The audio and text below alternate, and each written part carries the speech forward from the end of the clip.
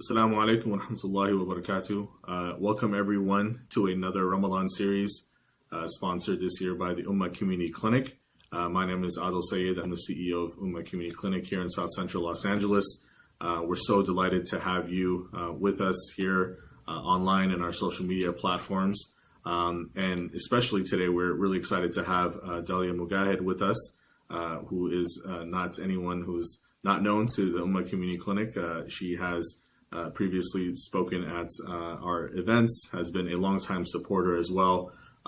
Just a quick background on Dalia and her work, and she's currently the Director of Research at the Institute of Social Policy and Understanding, ISPU, where she leads the organization's pioneering research and thought leadership programs on American Muslims. She is the former Executive Director of the Gallup Center for Muslim Studies, where she led the analysis of surveys on Muslim communities worldwide. And she also co-authored the book, Who Speaks for Islam? What a Billion Muslims Really Think, and has previously served on an appointed committee by President Obama on faith-based neighborhood partnerships as well. She has testified many a time on behalf of American Muslims in the community to the U.S. Senate Committee on Foreign Relations about U.S. government's engagement with American Muslims. And if you haven't seen it, I highly suggest you look at her 2016 TED Talk, which was named one of the top TED Talks that year. And she's obviously a frequent expert commentator about global media outlets and international forums as well. So Dalia, thank you so much for joining us here today. Thank you so much for having me, Adil. Assalamu alaikum. Salam. So obviously wanted to kick off the conversation with perhaps some of the work you're currently doing around research and uplifting the American Muslim voice in the public sphere. As an organization like Ummah Clinic, who was founded on the principles of Islam, but serving the larger community, oftentimes elevating the conversation on what American Muslims are offering to society as a whole becomes difficult because oftentimes many communities are pigeonholed into a narrative of serving either their own community or not being as global and wide in its effect. So can you talk a little bit about your work at ISPU and why you feel like it's so critical to have these conversations? Thank you so much. I couldn't agree with you more. It is absolutely critical to have this information and these conversations about the role of American Muslims in serving humanity and in living their faith by serving God's creation. And we do that by doing rigorous research on the contributions of American Muslims. Our mission at ISPU is to equip people so that all dialogue and decisions concerning the American Muslim community is well informed. So we are in the business of truth telling. We want to just tell the truth about the American Muslim community in all its glory and sometimes in all its challenges. But one story that's seldom told is not what Muslims condemn, not what they are against, but what they are for and what they contribute. And I remember when I had the great honor of speaking at the Ummah Clinic banquet way back in 2013. What I wanted to talk about was this compassion footprint that Ummah Clinic was so emblematic of leaving a footprint of compassion in line with our faith's call to be followers of the man who is called a mercy to all the worlds. And what we've seen is that in small ways and in large ways, Muslims are leaving this kind of a footprint all over the country. We did a case study of Muslim contributions in Michigan. We looked at the state of Michigan and looked at a number of different sectors and counted and looked up and did tons and tons of research to actually get numbers behind these claims. And what we found is that, Michigan is a richer place, a more innovative place, a more philanthropic place, a more prosperous place, because Muslims call it home. I mean, just one simple example is Muslims make up less than 3% of the total population of Michigan, but they make up more than 15% of the doctors, as just one simple example. So these numbers and just starting this conversation about Muslim contributions is critical for a number of reasons, one of which is Muslims themselves need to understand what their community is doing, but also be inspired to increase this, to do more, and to see themselves, to start to think of themselves as a community of contributors rather than a community that is simply under siege or needs to defend itself.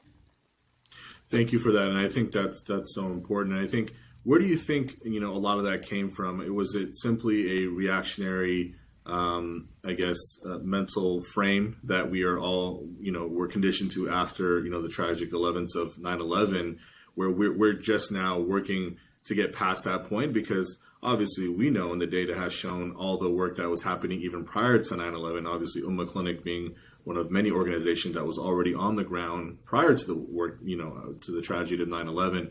So do you think there has been some, points in the history of the development of American Islam in that, this narrative has just seeped into every essence and being of who we are in terms of how we talk about ourselves?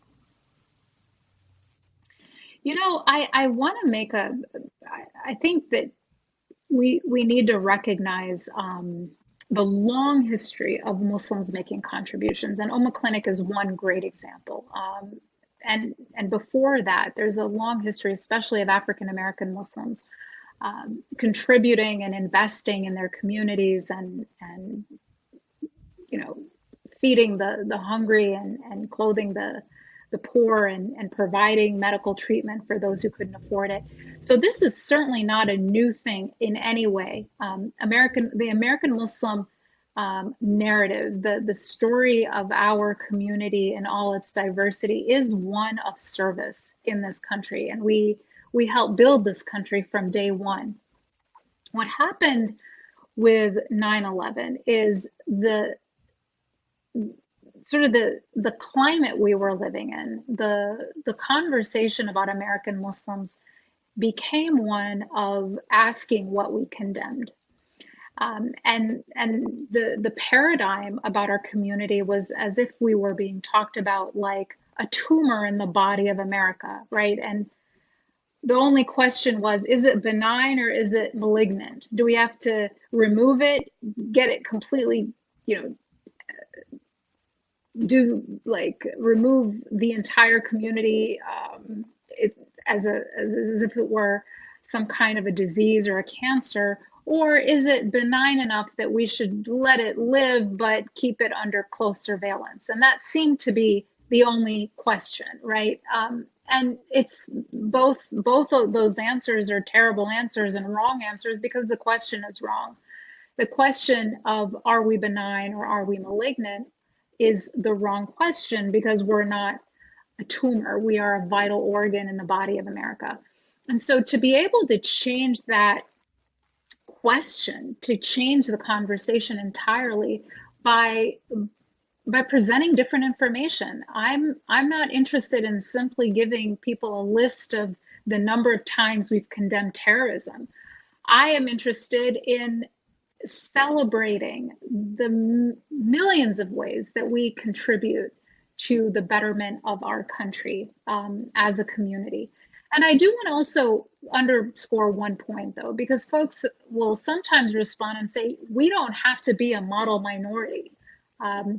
We don't have to be this superheroes to be able to be equal. And I completely agree with that. This is not about saying that we are obligated to be supermen to just get barely tolerated. This is just about the facts. The facts are that Muslim Americans, disproportionate to their numbers, contribute so much to our country's betterment. And it's not just in medicine, of course. It's in education. It's in frontline workers. I mean, for example, in New York City, that was such a hotspot for the coronavirus. 40% of New York cab drivers are Muslim, frontline workers that are badly needed and yet were the most impacted by this virus. So this isn't about a model minority narrative. This is about telling a story that's just rooted in evidence. It's about telling the truth about American Muslims. Absolutely, and I think part of that is, weaving that narrative, and like you said, in different sectors, we've been, in part of collective we as the American Muslim community. One area that we saw inequities being addressed, I think, by American Muslims that you talked about, who are oftentimes on the front lines responding to the pandemic, whether it was access to testing early on, now vaccines. Today, alhamdulillah, Ummah Clinic runs second largest vaccine, or one of the largest vaccine sites in South LA, and 96% of our vaccines are given to local community members in this locality. And curious, even from the time you wrote to What a Billion Muslims Really Think, from that publication to now, given that we've traversed a presidency and an administration that everyone thought, hey, we're just going to be dormant for a while. We got to kind of keep our heads down going into a new administration. And I guess folks not being as understanding about the history of this country in terms of policies continuing even when administrations are not in place. What have you seen, especially because I think, your book was one of a pivotal moments of really encapsulating, again, the thoughts and aspirations of Muslims, not only in the United States, but around the world, but in terms of now moving forward from a time of, an administration that perhaps wasn't seen friendly to many minority communities, of now getting to a new the Biden-Harris administration. What are your expectations about American Muslim contributions? And there obviously have been some high-level appointments that have taken place, which I think has been on the back of legwork that's been happening. But what do you envision moving forward in terms of American Muslims being at the table with this administration, and I would say subsequent administrations, whether they be friendly or not to the work of minority communities? Well, like you said, one thing we've been tracking are American Muslim civic engagement and the level at which American Muslims are involved in the making of their democracy. So over the past 5 years, we've been doing an annual survey of American Muslims as well as Americans of other faiths and no faiths. And so we have a comparison across faith communities in America on questions like voting, on even contributions to campaigns, on volunteering. And what we've seen over the past 5 years is a steady increase in the percentage of Muslims who are registered to vote, who are getting involved with their local community. And one of the strongest predictors of civic engagement, of voting, of being involved is, do you or do you not engage with your local elected official?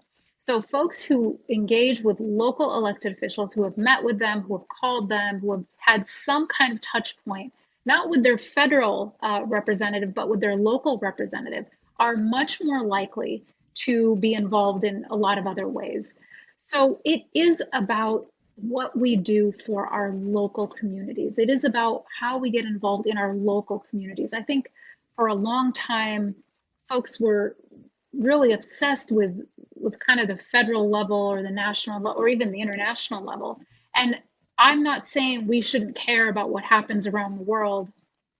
Absolutely not. I just think that everything starts locally. And more, that's where Muslims are becoming, involved. We just recently released a case study on Virginia Muslims, where Virginia Muslim civic engagement and involvement and building political power was built really from the ground up at a very local level. And we tell the story of how it happened in the case study, but it's about getting appointments at the state level. It's about volunteering for campaigns at your local level. This is how you build, power, political organizing, and as you do that, you can start to build coalitions with other people other communities that share your vision of the kind of country we all want to live in, one that is led by compassion rather than greed. Absolutely. And I think to that point, I mean, I think we've seen this past election cycle, some of the historic numbers of American Muslims running for local offices, statewide offices, getting elected, DA's races where we're entering a critical conversation. I wanted to shift gears in terms of talking about the work, and I've especially admired the work of ISPU because I think it really grounded the American Muslim experience and the diversity of that experience in the work we were doing.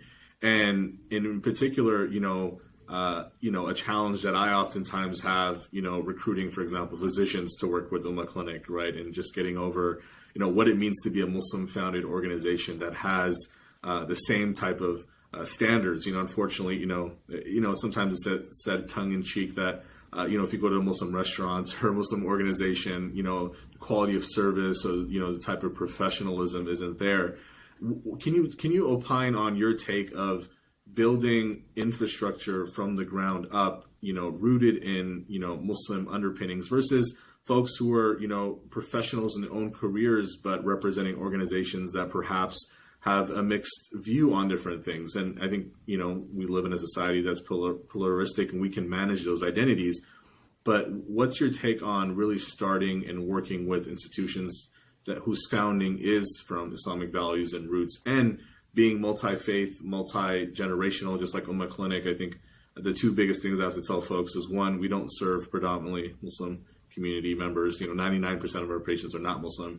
And two, that our board and staff are actually majority not Muslim. And when we have committees, structures, and others, but our board is very diverse, our staff is very diverse, but we were founded on the principles of Islam. And specifically in healthcare, you don't actually walk into an agnostic hospital anywhere in the United States. It's usually founded by a faith community, and that community can manage those realities. So, any thoughts there from your experience? Well, the idea of founding an organization on the values of Islam and having it grow and become a professional organization that encompasses people from all backgrounds is incredibly inspirational. It's very similar really to ISPU. We were founded by Muslims on just the value of telling the truth, of making people more well-informed regarding the community. But now our board has none of the founders, so we've had a complete, we've had a complete turnaround where we have all new folks, and we routinely change through the board, and it's a multi-faith board, Muslims and non-Muslims board, and serve on it, as well as our staff is exactly the same. And we just recently won an award for our board for professionalism and governance at a national level, which we're incredibly proud of. But this idea of holding ourselves to the ihsan of our faith, of excellence of our faith, this is what we're called to. And being a Muslim-founded organization should mean the highest level of professionalism, the highest level of transparency, the highest level of excellence in every single thing we do. The Ummah Clinic has always been held out as an example of that, and one that is inspired by Islam, and it's for everyone, by serving humanity, which is exactly what we're called to do in our faith. And we need more of that. We need more people who are both grounded in the values of our faith and able to reach a wide audience and a wide set of constituents to serve. Absolutely. And I think to that end, as we have a generation, coming up in America of Muslims who are looking at not only getting accustomed to living through, a pandemic that happens, once in a century, in educational opportunities and field of work. I know you've obviously spoken extensively, throughout the country and throughout the world. What have you told young people who are, finding themselves and really trying to find the best of towing that line, right? And I think oftentimes, at least for those Muslims who are engaged at a college level with their Muslim Students Association or other organizations, it's a heavy reality to know that, you're going to graduate, you're either going to go into some professional track, and, that sense of belonging and community oftentimes is not the same. And that's just, part of not being on campus or finding community. But, truly finding a profession, and regardless of what you're doing, to uplift the values of a community, and not that this burden is on everyone who's either speaking on Islam and Muslims in the media. And obviously you've had experience in that. What are you telling people in terms of finding the true north? And, for the vast majority of American Muslims, as diverse as they are, who want to continue to uplift their faith, have a professional career, finding balance of that, and, perhaps your own journey through that would be, great to hear as well. Well, what I normally tell folks, especially young people on college campuses, is you've been given a set of gifts and a set of opportunities and skills. These are gifts from Allah. These don't belong to you. They are, you are stewards of these gifts, whatever they may be. And so the question you need to ask is, how do I use these gifts to serve God? And it doesn't mean you have to, volunteer for a living. It means you have to set your intentions toward that idea of service. And when you do, when you set your mind to, when you simply have the right mindset that I was put on this earth to purify my heart and to serve, and that every ability I have, whether it's any resource, whether it's an intellectual resource or a financial resource, doesn't belong to me. It was a gift from Allah that I have to use in His pleasure. It's by serving Him. And when that is your mindset, you will be given the vehicle to carry out that mission in different ways throughout your life. It might be, as a starting point, joining corporate America. That might be how you serve. And it might be to learn those skills and to make those networks. Later on in your career, you might want to leave corporate America and work for a Muslim-founded nonprofit. The most important thing, though, is to have that mindset, really set and have that conviction strongly held that what we have does not belong to us. It is not the product of our hard work. It is not the product of our superior intelligence. It is a responsibility that was given to us by God, a trust.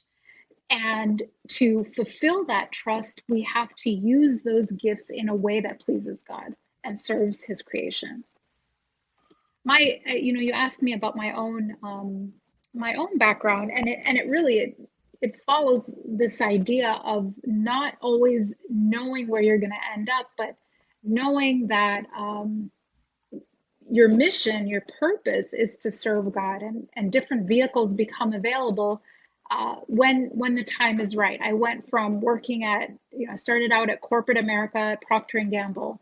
Then I got my MBA and started at Gallup, where I started doing Muslim research professionally. And then from there, I'm now at ISPU, and I get to focus on the American Muslim community. So I couldn't have planned it, but it was the path that kind of unfolded before me. Absolutely. And I think we have one of the greatest gifts in front of us with the month of Ramadan upon us now. You have a Ramadan game plan for yourself or your family, any takeaways of using this month to spiritually, not only spiritually uplift ourselves, but also take on habits that will continue us not only for our spiritual nourishment, but for our professional nourishment. Like I think, the number is, I felt it, professionally, I feel like I'm the most productive during the month of Ramadan, and the blessing and time that we witness just throughout the month, and being with family. And, we're going from a Ramadan last year, probably like we've never experienced, of being isolated to slowly opening up. And there's choices to be made about, how we spend this Ramadan. And it's an interesting one, I think, especially when I was having a conversation with a group of folks of, masajids being open back up. And, now it's a question of if you're able to and can go. But, the choice to go, I think, becomes more important now. And so I think there's many others like that. So do you have any advice for our community about, entering this Ramadan and the type of mindset that we should be taking on? Well, this Ramadan, any Ramadan is a time of renewal. It's a time of introspection. It's a time of reevaluating the habits we have and the approaches we take. It's just a time of cleaning out what we've sort of done automatically and really examining it. And I always remind myself and tell others if asked to do three things: to add one thing, to take away one thing, and to maintain one thing, but improve it. So what I add is extra Quran. This is the month to really engage with the Quran.